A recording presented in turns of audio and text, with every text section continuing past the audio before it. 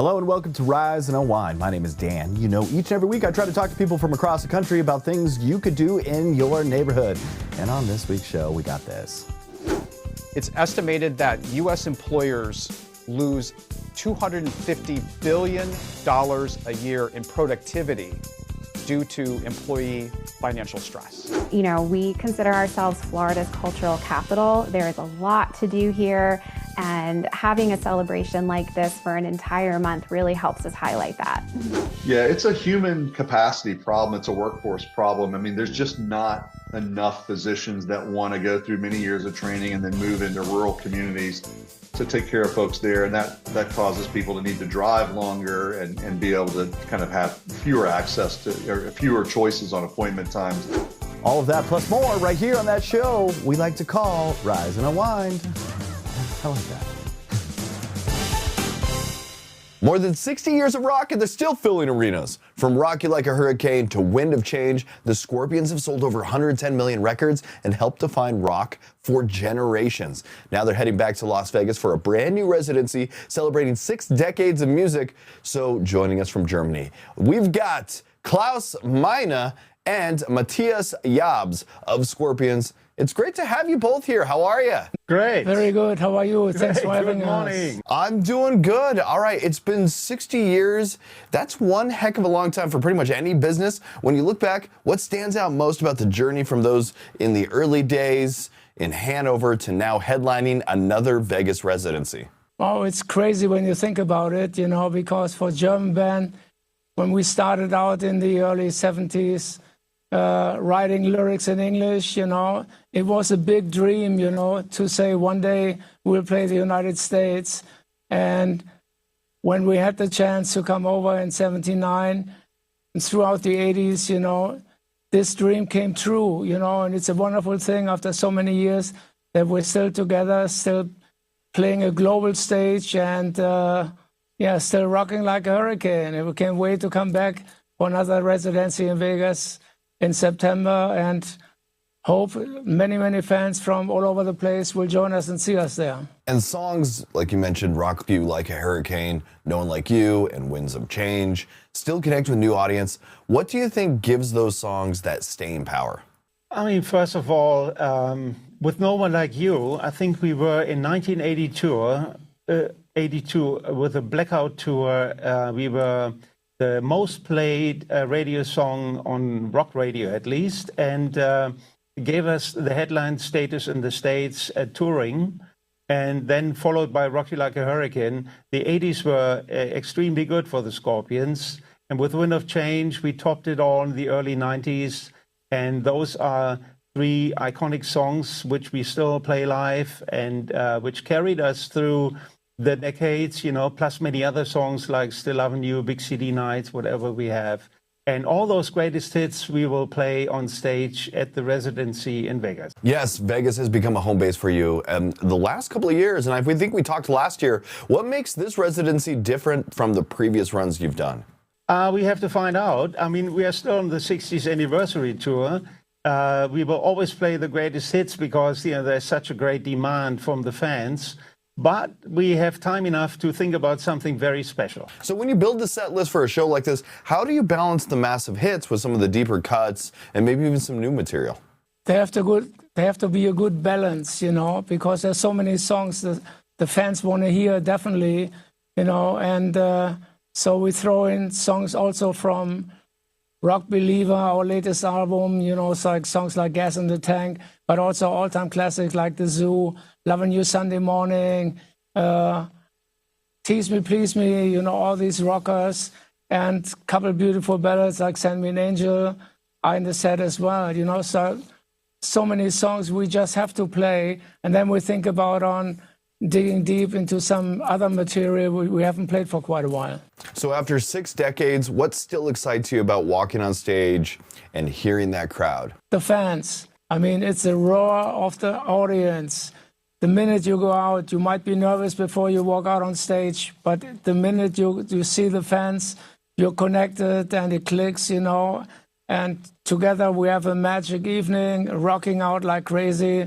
And especially in Vegas, there couldn't be a better place to celebrate 60 years of Scorpions. Hey, I want to thank you two for joining me today. Scorpions coming home to Las Vegas. 60 plus years of Scorpions kick off this fall at PH Live at Planet Hollywood Resort and Casino. Tickets are on sale now. Get them at Ticketmaster.com/ScorpionsVegas. If you ever wanted to hear those anthems live in one room, this is your chance. I want to thank you two one more time for joining me today. Thank you so much. And enjoy. Have a good day. Have you ever wondered what it really takes to send technology to the moon and then make it work once it's there?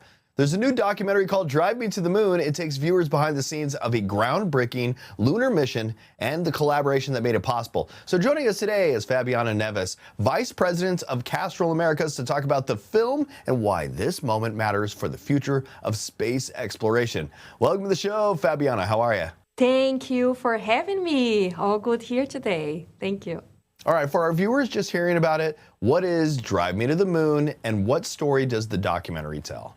Drive Me to the Moon is a documentary where you will see everything behind the scenes on what it takes to be in the moon, from the concept to design to collaboration to bringing innovation, technology, and all steps towards making sure, hey, we are in the moon again. And the movie follows the Lunar Voyage 1 mission from early testing to touchdown on the moon. What do you think will surprise people most when they watch it? Well, the first one is making sure that the collaboration with the private sector and how new innovation has evolved and made it possible for the first time ever be in the lunar South Pole. So that's a pioneer opportunity never done before. And you can see firsthand, right, so on the documentary. Mission control is also a big part of the story. What makes this operation so unique compared to past lunar missions? Mission control is the brain behind the machines and truly what monitors, give control, as well as receive the data and insights of everything that is happening from the moment of the launch until the machine is in there, right? So is the brain, is the women behind everything that happens, right? So the ability to monitor, to receive the images, the data, the insights, and then turn this into actions that we can learn and evolve further is definitely the heart and the brain behind everything happening there. And Castrol has been involved in space exploration for decades. How did that experience shape their role in this mission and making of this film? For over 7 decades, we have been partnering with NASA since the Apollo mission, worked with the Mars missions, with the rovers, the Opportunity, the Curiosity, the Perseverance rovers, and our technology have evolved and enabled these missions to be successful. Now partnering with Lunar Outpost and the private sector to making sure that we do evolve, that we bring the technology and our lubricants enable those missions to be successful is critical, has been critical for Castrol. We are really, really proud of being partnering and working and evolving with the space industry. With renewed excitement around lunar exploration right now, how does this mission help set the stage for what's coming next? Yeah, great question. We are definitely keen to support the goal of finding a sustainable way of having human presence in the moon.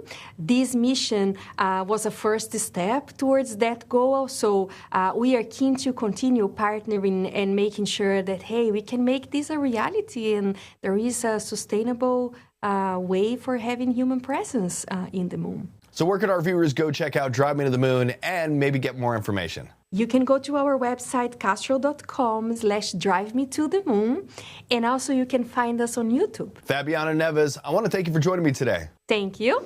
You know what happens when life throws everything at you before you even have a chance to figure it out? That's the idea behind Margot's Got Money Troubles, a series that follows a young woman navigating money, identity, and some very unexpected choices along the way. Today, we're joined by Rufi Thorpe, the author behind the story, and Eva Anderson, executive producer and writer on the series, to talk about bringing this bold, funny, and very real world to life. Welcome to the show, you two. How are you? Great. Thanks for having us. Yeah, thanks so much. All right, Rufi, this story started as your novel. What was the moment that you knew Margot's story had to be told in this way? Well, I think the whole book really began to come together. I'd had this idea for a character who was both a mother and an OnlyFans model, but when I brought in her father, who is an ex-pro wrestler, that's when the draft really started to come alive, was watching the two of them together. So Eva, when you came on to help adapt it, what stood out to you about Margot as a character? I mean, Margot's such an interesting character in Rufi's book. She's very resourceful. She's scrappy. You know, early in the book, she gets pregnant, has an affair with her college professor and gets pregnant, but is very she doesn't blame anyone for it. She just decides to take what life has given her and make something of it. And because of that, you get to follow her into all these really interesting places. She's also just like very funny, and she's very loving, and she's a great mom, and she's a great OnlyFans model. She's somebody you really want to root for, Margot. And the show balances humor with some really real life struggles. How did you find that tone without losing either side? And how much did you pull from real life moments? I mean, it all came from Rufi's book. She has this really interesting tone that's both very, very funny and at times very dark. And I think a lot of it was just our cast. You know, we had Elle Fanning playing Margot, Michelle Pfeiffer playing Cheyenne, her mother, and Nick Offerman playing Jinx, her father, the pro wrestler. And those three could really balance so much in terms of putting them through really difficult things while never losing their heart and their humor and their love for each other. And there's a lot of themes here. There's money, identity, motherhood, even some internet culture. What do you hope audiences take away after watching? I hope that they feel more empowered to make their life something they want on their own terms. The book's and the show's very non-judgmental, and I hope that they don't judge other people and they approach the people they love with love. And now that people can watch it, what are you most excited for audiences to experience or react to? Nicole Kidman wrestles Nick Offerman in a pro wrestling ring. And so that's pretty exciting. I just love getting to see Elle Fanning, this feral and sort of bestial and very much a wrestler's daughter. And also the portrayal of that first postpartum period, I feel like is more accurate than I've seen on TV. And I'm excited for people to see her this way. You buried the lead with Nicole Kidman and Nick Offerman there. All right. Yeah. And Michelle Pfeiffer sings. That's also important. All right. I'm excited for all of this. Margot's Got Buddy Travels is now streaming on Apple TV, so you can catch up on the series and see why so many people are already talking about it. Hey, I want to thank you, too, for joining me today. Thanks so much. Thank you for having us. One bold idea turns a full-blown international mess in Balls Up. It's a fast, over-the-top comedy where marketing stunt goes completely sideways and it doesn't let up. And today, Paul Walter Hauser plays Elijah right in the middle of the chaos. Paul, it's good to have you here, my friend. How are you? Good to be here, man. Thank you for having me. Yeah, this movie, some people might find it far-fetched. You know, Wahlberg and I play two guys who are kind of, co-workers, but also arch nemesises, as it were, if that's a word, nemesises. But we end up at this World Cup game, Brazil versus Argentina, and we ruin the World Cup, and the entire nation of Brazil is after us. So it may seem far-fetched, but sports fanatics are pretty tribalistic. This is the biggest game of the year, and as we see in baseball, sometimes a fan will get involved in the outfield where they stick their hand out and literally make an outfielder miss a fly ball. So something like this could definitely happen. And far be it from me to think that the Brazil soccer fans wouldn't want to kill two guys that ruined the World Cup. One way to ruin your life is have a slight moment out on a game or something like that. Yeah. The story of this kicks off with a pretty outrageous pitch. Let's just say it's a little nuts. What made you want to be part of this project? I just feel like I'm a pretty ballsy actor in general, a lot of the things I do. So it felt like it was up my alley. I'm a little nuts. Elijah gets thrown into some wild situations. How did you approach playing this character who was basically trying to just keep up with the chaos? Was there any real life influence to build that character off of? Elijah is a bit of a fish out of water. He really isolates and is kind of in his own world, kind of work obsessed. I don't think he's on a dating app. I don't think he has many male friends or camaraderie or community. So this film is really him stepping out of his comfort zone entirely And not only does he make a new friend by doing that, he kind of tests his own fortitude. You know, he has to kind of man up or balls up, so to speak, in the film. And that was fun to play as an actor. It's fun to have to rise to the occasion amidst feeling the ineptitude of the character. And the comedy here is pretty bold, pretty big. What was the most fun moment for you to film? Oh, man. I think anything with me, Mark, and Sacha Baron Cohen was a lot of fun. And anything with Molly Shannon, because I'm a big SNL nerd. I love Saturday Night Live, and she's one of my favorite people. I can't wait to see you and Sacha together. You guys are like some of them. In my opinion, you two are some of the best actors I've ever seen. Oh, so thanks, man. you two on screen together is just going to be very, very fun to see. We got some magic moments. You're also sharing the screen with Mark Wahlberg. What was that dynamic like behind the scenes? Mark is super generous, super funny.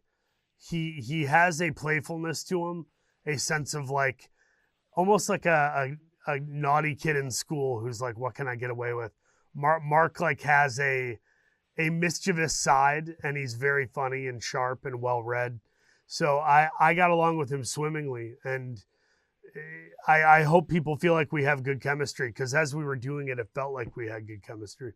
And I want to thank you for joining me today. Paul Walter Hauser, Balls Up is now streaming on Prime Video. So if you're looking for something fast, chaotic, and just a good time, it's ready to check out right now. Paul, I want to thank you for joining me today.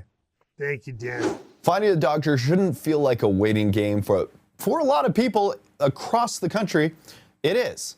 We're seeing longer wait times and fewer options, especially in smaller communities. Dr. David Carmouche is here to break down what is behind the shortage and what could help to fix it. Welcome, doctor. How are you? I'm great. Good to be with you. All right. So how serious is the primary care physician shortage right now? And what are some of the latest numbers telling us? Yeah, it's not good, and it's going to get worse over the next decade. So today, there's 100 million Americans who don't appear to have access to primary care. I think in Florida alone, there's maybe 7 million or so residents that live in physician shortage areas. Over the next 10 years, the nation faces a shortage of nearly 90,000, too few physicians to meet the needs of a population that's increasingly getting older and having more chronic conditions that need management. So it's kind of the perfect storm, and it needs a big solution. So why is primary care such a key part of that healthcare system?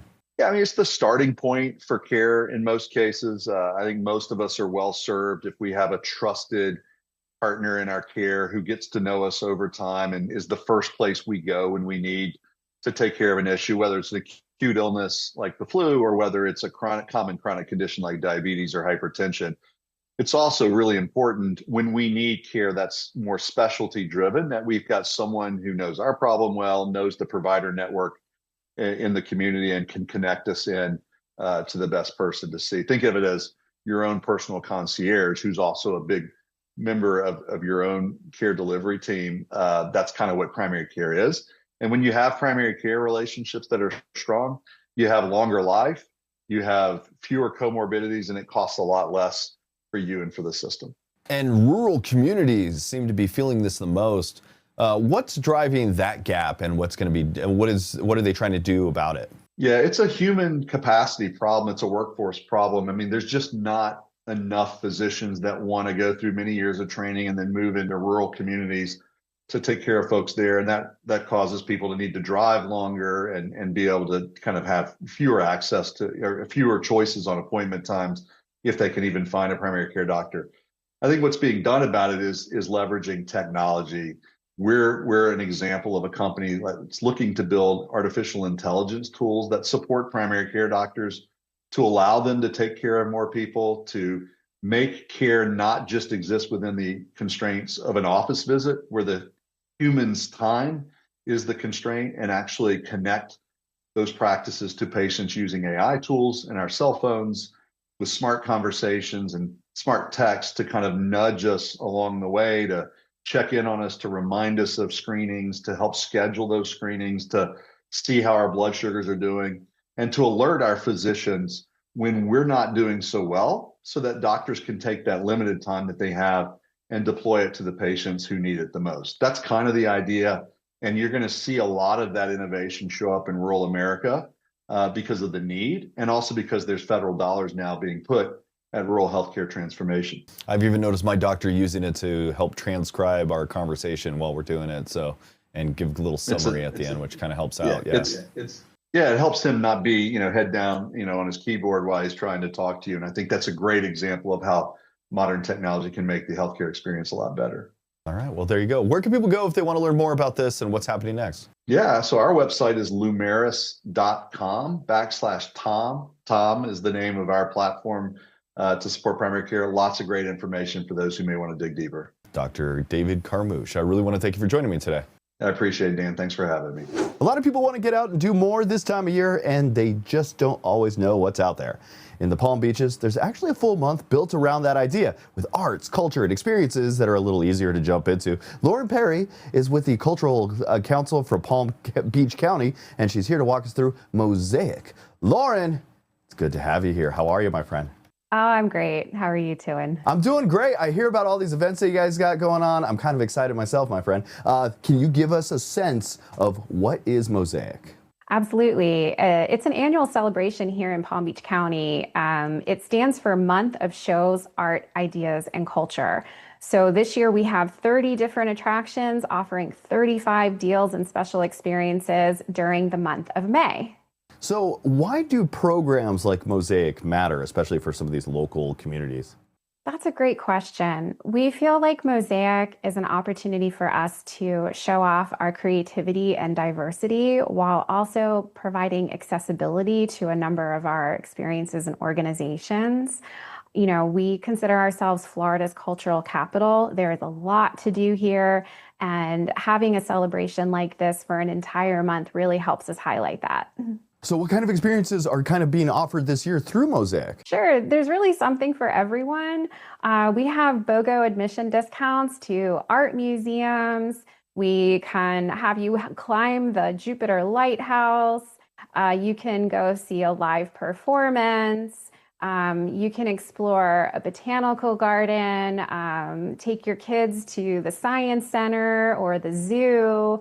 There's really something for everyone, all ages, depending on what your interests are. I know you're kind of close to all this, but is there any special events or something that you're excited particularly about so that I could put on my calendar? Yeah, so the first weekend of May is actually going to be really fun.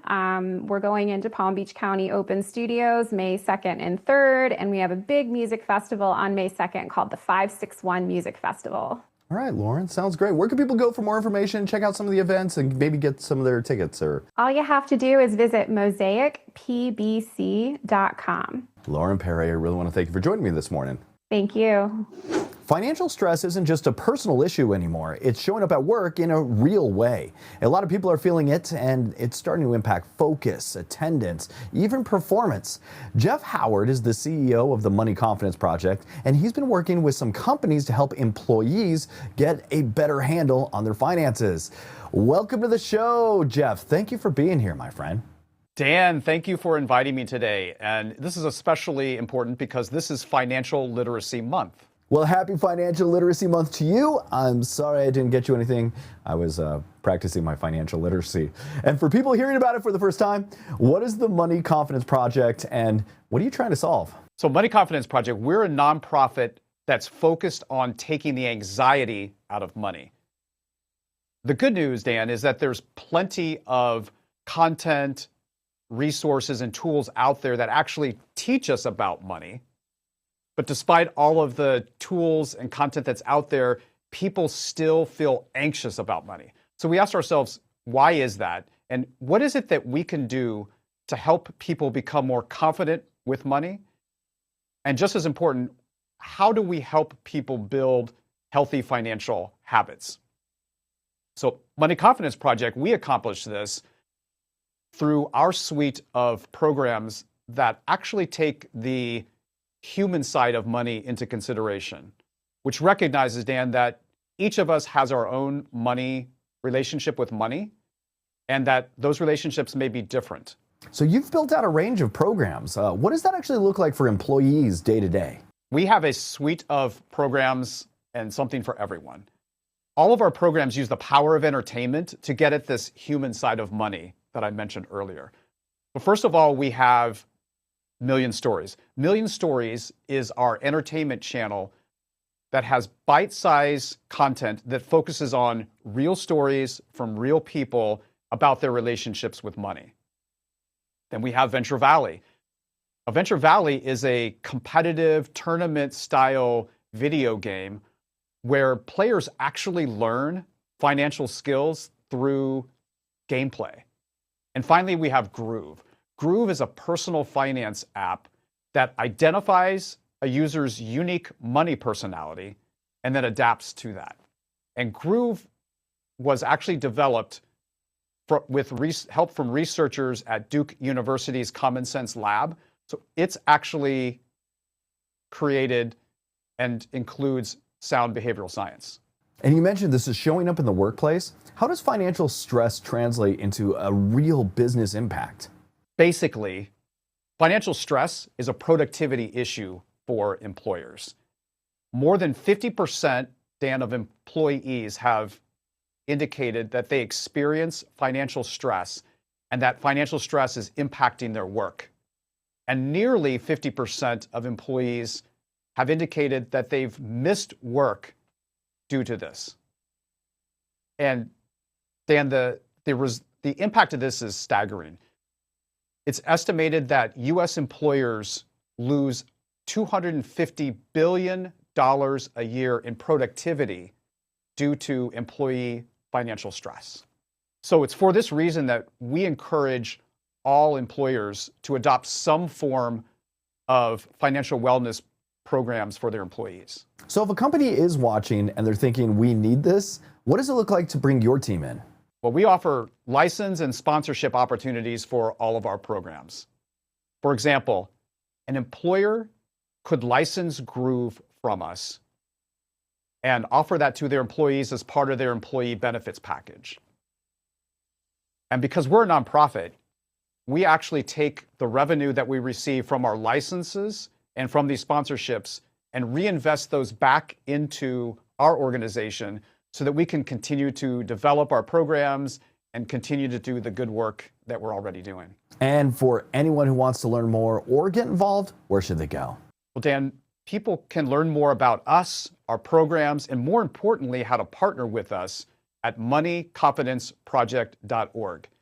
It's important to point out that our entire distribution model is based on partnerships. And we see these partnerships as the mechanism that we can use to fulfill our mission. Jeff Howard, I really want to thank you for joining me today. Dan, thank you for having me.